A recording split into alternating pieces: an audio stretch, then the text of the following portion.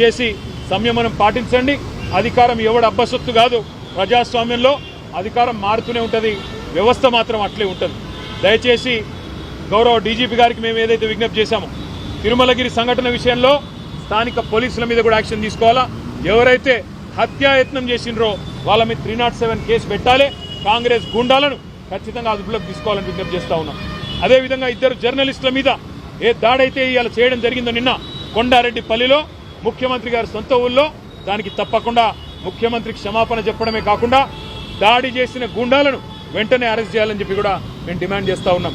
జర్నలిస్టులకే రక్షణ లేకపోతే ఈ రాష్ట్రంలో మరి మిగతా వాళ్ళ పరిస్థితి ఏందో ఆలోచించాలని చెప్పి కూడా కోరుతా ఉన్నాం.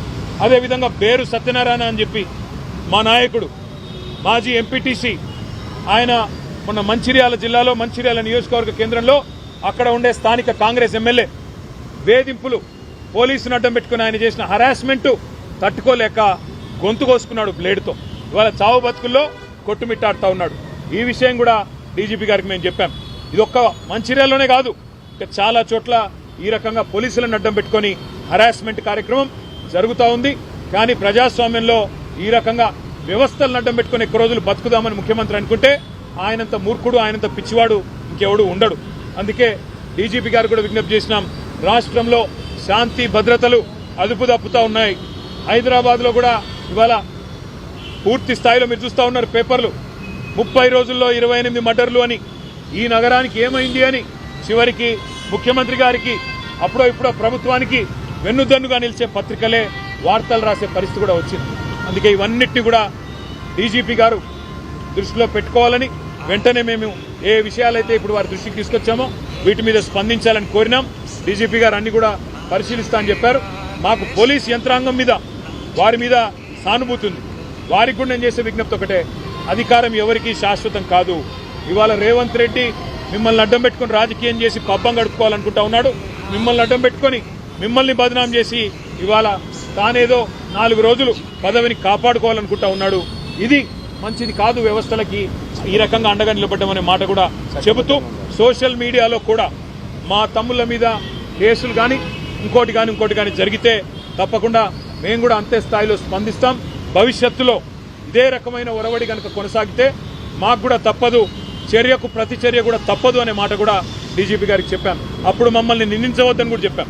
10 ఏళ్లు శాంతియుతంగా రాష్ట్రాన్ని నడిపిన వాళ్ళం మేము, రాష్ట్రాన్ని 14 ఏళ్లు కొట్లాడి తెచ్చిన వాళ్ళం మేము. ఈ రాష్ట్రం యొక్క బ్రాండ్ ఇమేజ్ దెబ్బతినొద్దు, హైదరాబాద్ బ్రాండ్ ఇమేజ్ దెబ్బతినవద్దు అనే ఆరాటంతోనే సంయమనంగా ఉన్నాం. నిన్న కావాలంటే మా తమ్ముడు ఒక కనుసాయిగా చేస్తే గ్యాదర్ కిషోర్ గారు 500 మంది ఆ 50 మందిని పొట్టు కొట్టేటోళ్ళు. కానీ మేము శాంతియుతంగా నిరసన చెప్పాలనుకున్నాం, రైతుల పక్షాన ఉండాలనుకున్నాం, మేము నిలబడ్డాం శాంతియుతంగా. కానీ మా సహనాన్ని, మా మంచితనాన్ని, తెలంగాణ మీద మాకున్న ప్రేమను చాతగాంతనంగా, మా అసమర్థతగా, మా ఓపికను పరీక్షిస్తే మాత్రం చర్యకు ప్రతి చర్య కూడా తప్పదు. అప్పుడు మమ్మల్ని నిందించవద్దని చెప్పి కూడా డీజీపీ గారికి, ఈ ప్రభుత్వానికి చెప్తా ఉన్నాం. మళ్ళొక్కసారి పాత్రికేయ మిత్రులకు కూడా ధన్యవాదాలు తెలియజేస్తా ఉన్నాం.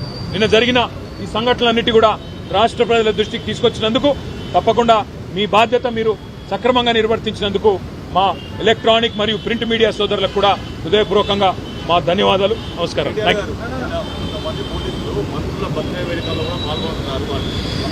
డీజీపీ గారికి అది కూడా చెప్పాం. ఇవాళ కొంతమంది పోలీసులు మంత్రుల బర్త్డే కార్యక్రమాల్లో పరవశించిపోతా ఉన్నారు, కేకులు కోస్తున్నారు, డాన్సులు చేస్తున్నారు, స్పీచ్లు ఇస్తున్నారు. వాళ్ళ మీద కూడా చర్య తీసుకోండి. ఇట్లా ఒక డీఎస్పీ గారు ఉంటే కింద సిఐ గారు, ఎస్ఐ గారు, కానిస్టేబుల్కి ఏం సంకేతం పోతుందండి అని చెప్పి కూడా డీజీపీ గారికి అని చెప్పాము. ఆ విషయంలో డీజీపీ గారు కూడా అన్నారు, అవును కొన్ని చోట్ల ఇటు జరుగుతున్నాయి, నేను కూడా చూస్తూ ఉన్నాను, తప్పకుండా వారి మీద కూడా చర్య తీసుకుంటాం, ఇప్పటికే షోకాజ్ ఇచ్చామని కూడా వారు కూడా చెప్పడం జరిగింది. Thank you. తప్పకుండా వెళ్తాం. ఎందుకు వెళ్ళండి.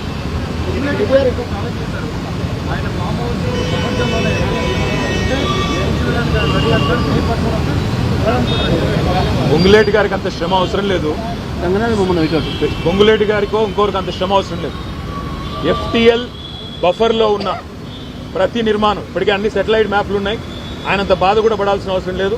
ఎలా చెరువులు పూడ్చి కట్టారో అవన్నీ కూడా సెటిలైట్ ఇమేజెస్ ఉన్నాయి, చూసుకోండి. రంగనాథ్ గారితో మాట్లాడుకోమనండి, ఎక్కడెక్కడ FTLలో బఫర్లో ఉన్నాయో వాటిని కొట్టడం ప్రారంభించండి.